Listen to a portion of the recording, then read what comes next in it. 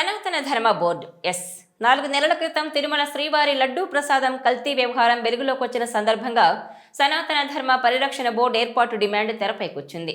జనసేన అధినేత deputy CM Pawan Kalyan సనాతన ధర్మ పరిరక్షణ బోర్డును ఏర్పాటు చేయాలని డిమాండ్ చేశారు.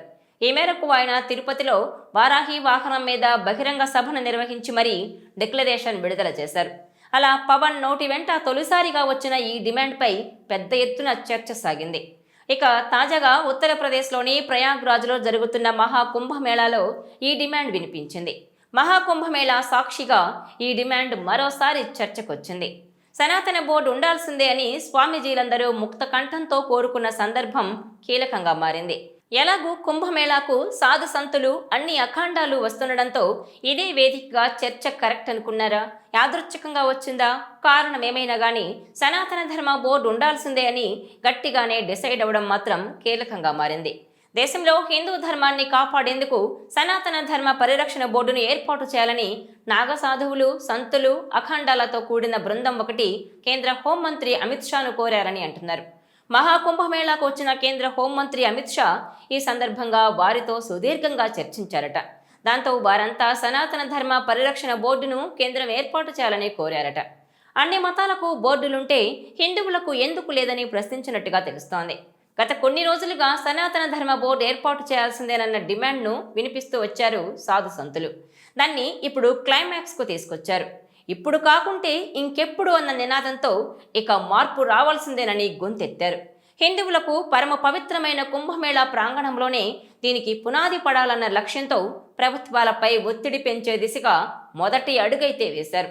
వాస్తవానికి వక్ఫ్ బోర్డు మాదిరి హిందువులకు ఓ బోర్డు ఉండాలన్నది వారి వాదన. అయితే ఇది రాజ్యాంగ పరంగా చట్టసభల్లో చర్చించి తీసుకోవాల్సిన నిర్ణయం. అయితే సాధువుల కూటములు స్వయంగా తమకు తామే ఈ చర్చను తెరపైకి తెచ్చి కుంభమేళాలో చర్చించి ప్రభుత్వంపై ఒత్తిడి పెంచేలా అడుగులు వేశారు. అలాగే దేశంలోని ఆలయాలు, దేవుడి మాన్యాలు, దేవాలయాలకు చెందిన ఆస్తులను ప్రభుత్వం పరిధి నుంచి తప్పించాలని వారు కోరుతున్నారు. అప్పుడే సనాతన ధర్మ పరిరక్షణ నిలుస్తుందని అంటున్నారు.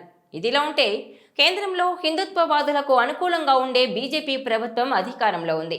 ఈ నేపథ్యంలోనే ఈ తరహా డిమాండ్ రావడంతో ఈ డిమాండ్కు కేంద్రం అనుకూలంగా ఉంటుందా అన్న చర్చ అయితే సాగుతోంది. అయితే సనాతన ధర్మ బోర్డు గురించి ఇప్పుడే కాదు, గతంలోనూ చాలా ప్రయత్నాలు జరిగాయి. కానీ అవేవి వర్కౌట్ కాలేదు.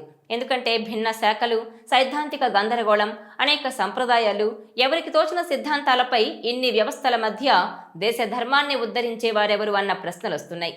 గతంలో ఆదిశంకరాచార్యుల వారు అవతరించి ఈ సమస్యకు పరిష్కారం చూపారు. ఈ దేశంలో సనాతన వైదిక ధర్మం ఇప్పటికీ నిలిచి ఉందంటే అది ఆదిశంకరుల పుణ్యమే అంటారు ఆధ్యాత్మికవేత్తలు. ఇదిలా ఉంటే ఈ సనాతన ధర్మ విషయం రాజకీయంగానూ ప్రకంపనలు సృష్టిస్తూనే ఉంది. గతేడాది తమిళనాడు డిప్యూటీ సీఎం ఉదయనిధి స్టాలిన్ సనాతనంపై చేసిన కామెంట్లు వివాదాస్పదంగా మారాయి. సనాతన ధర్మాన్ని డెంగ్యూ, మలేరియాతో పోలుస్తూ దాన్ని తుడిచివేయాలన్నారు ఆయన. అయితే వీటికి పరోక్షంగా AP deputy CM Pawan Kalyan Tirupati Varahi declaration సభలో కీ కామెంట్స్ చేశారు. సనాతనాన్ని ఎవరూ తుడిచివేయలేరని, వారే తుడిచిపెట్టుకుపోతారన్నారు. సనాతన ధర్మాన్ని కాపాడేందుకు సనాతన హిందూ ధర్మ పరిరక్షణ బోర్డు ఏర్పాటు చేయాలని సూచించారు పవన్ కళ్యాణ్. అయితే పవన్ కళ్యాణ్ చేసిన ఆ వ్యాఖ్యలు దేశవ్యాప్తంగా చర్చకు దారితీశాయి. శతాబ్దాల చరిత్ర ఉన్న హిందూ ఆలయాల పవిత్రతను కాపాడేందుకు దేశవ్యాప్తంగా సనాతన హిందూ ధర్మ పరిరక్షణ బోర్డు ఏర్పాటు చేయాలన్నారు. ఏ రాష్ట్రంలోని ఆలయం అయినప్పటికీ దేశవ్యాప్తంగా ఒకటే సనాతన ధర్మం ఉందని, ఈ సారూప్యతను ఒకే వేదిక మీదకు తీసుకురావాలని, అందుకే ఏదైనా బోర్డు గాని, వేదిక గాని తీసుకురావాలన్నారు. దీనిపై పెద్ద ఎత్తున చర్చ జరగాల్సి ఉందన్నారు. అయితే దీనిపై స్పందించిన ఉదయనిధి స్టాలిన్ ఎవరు తుడిచిపెట్టుకుపోతారో లెట్స్ వెయిట్ అండ్ సీ అంటూ అప్పట్లోనే రిప్లై ఇచ్చారు. సో ఈ టాపిక్ రాజకీయంగా కూడా ప్రకంపనలు సృష్టించింది. ఇక లేటెస్ట్గా సనాతన ధర్మ పరిరక్షణ అనే అంశాన్ని హిందుత్వవాదులు ముందుకు తెస్తున్నారు.